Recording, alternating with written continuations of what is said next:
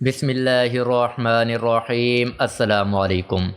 جو مرد پیار سے اپنی بیوی کے گلے میں ہاتھ ڈالتا ہے تو اس کے ہاتھ لگانے میں ناظرین حضرت جابر بن عبداللہ رضی اللہ عنہما سے روایت ہے، انہوں نے فرمایا یہودی کہا کرتے تھے کہ جو کوئی پچھلی طرف سے ہو کر عورت سے اگلی جگہ میں مباشرت کرتا ہے اس کا بیٹا بھینگا پیدا ہوتا ہے۔ تو اللہ تعالیٰ نے آیت نازل فرمائی جس کا ترجمہ یہ ہے، تمہاری بیویاں تمہاری کھیتیاں ہیں، اپنی کھیتیوں میں جس طرح چاہو آؤ۔ ناظرین، ہم بستری ہفتہ والے دن کیوں کرنی چاہیے؟ ہم بستری جمعرات کو کیوں ضروری ہے؟ ہفتہ کا دن ہم بستری بھی ایک خاص دن ہے۔ ہم بستری جمعہ کے دن کرنے کے فائدے اس ویڈیو میں آپ کے سامنے پیش کریں گے۔ حضرت علی رضی اللہ تعالی عنہ نے فرمایا ہر دن ایک سا ہوتا ہے مگر جمعہ کا دن ہے وہ جمعرات سے بھی زیادہ تر افضل ہے۔ حضرت عائشہ صدیقہ رضی اللہ عنہا نے عرض کیا، یا رسول اللہ صلی اللہ علیہ وسلم، عورتوں کو تو بہت سا ثواب مل گیا ہے، مردوں کے بارے میں بھی ارشاد فرمائیں۔ یہ سن کر نبی پاک صلی اللہ علیہ وسلم مسکرائے اور فرمایا، مرد عورت کا ہاتھ پکڑ کر مانوس کرتا ہے تو اس کے لیے ایک نیکی لکھی جاتی ہے۔ جو مرد پیار سے اپنی بیوی کے گلے میں ہاتھ ڈالتا ہے تو اس کے ہاتھ لگانے میں 10 نیکیاں لکھی جاتی ہیں۔ جب وہ اپنی بیوی سے مباشرت کرتا ہے تو دنیا مافیہ سے افضل ہوتا ہے۔ جب غسل کرتا ہے تو بدن کے جس بال پر سے پانی گزرتا ہے اس کے لیے ہر بال کے بدلے میں ایک نیکی لکھی جاتی ہے، اور ایک گناہ معاف ہو جاتا ہے، اور ایک درجہ بلند کر دیا جاتا ہے۔ اور غسل کرنے کے عوض میں جو چیز دی جاتی ہے وہ دنیا اور مافی سے بہتر ہوتی ہے، اور بے شک اللہ تعالیٰ اس پر فخر کرتا ہے اور فرشتوں سے کہتا ہے کہ میرے بندے کی طرف دیکھو کہ ایسی سرد رات میں غسل جنابت کے لیے اٹھا ہے، اور اس بات پر یقین رکھتا ہے کہ میں اس کا رب ہوں۔ تم اس بات پر گواہ رہو کہ میں نے اس کو بخش دیا۔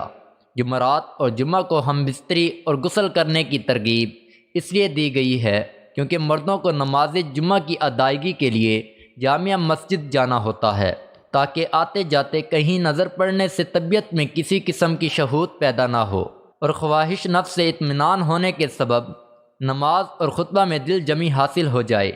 حدیث نبوی صلی اللہ علیہ وسلم ہے کہ مرد کا اپنی بیوی کے ساتھ اکٹھے ایک بستر میں سونا افضل ہے، یہ کہ کسی ایک کو عذر ہو، اس لیے کہ مقصد ہم بستری کرنا نہیں بلکہ مقصد بیوی کے دل کو خوش کرنا ہے۔ بیوی کے دل کو خوش کرنے کے لیے ایام کے دنوں میں بھی اس کے قریب ہو جانا گویا انبیاء علیہ السلام کی سنت ہے۔ بیوی سے ہم بستری یعنی جمع کے لیے دن کی بنسبت رات کا وقت زیادہ اچھا ہے، اور اسلامی مہینوں کے پہلے 15ویں اور آخری رات کے علاوہ بقیہ راتوں میں ہم بستری کرنا چاہیے، کیونکہ روایات سے معلوم ہوتا ہے کہ ان 3 راتوں میں شیاطین زمین پر زیادہ پھیلتے ہیں۔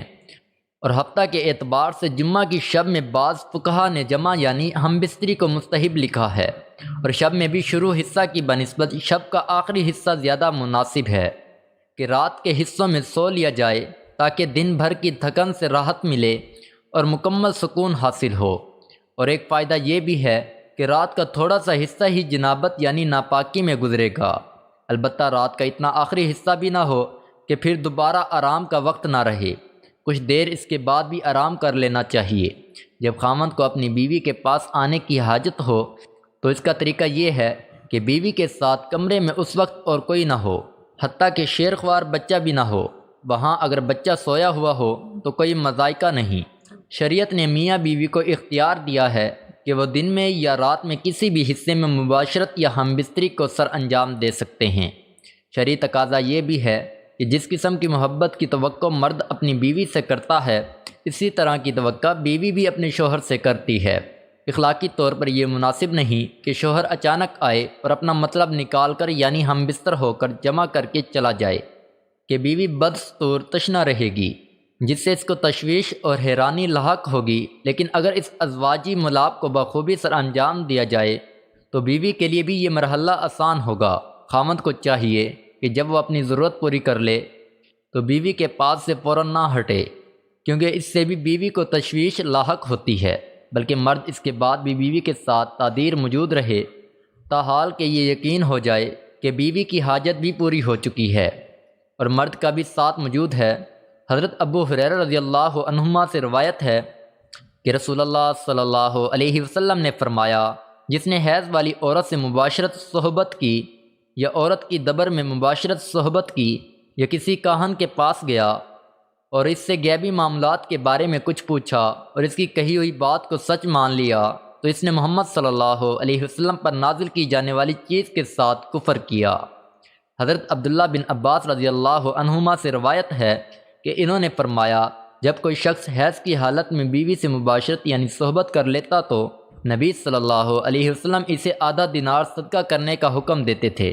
دعا ہے کہ اللہ تعالیٰ میرا سنانا، آپ کا سننا اپنی بارگاہ الہی میں مقبول اور منظور فرمائے، آمین ثم آمین۔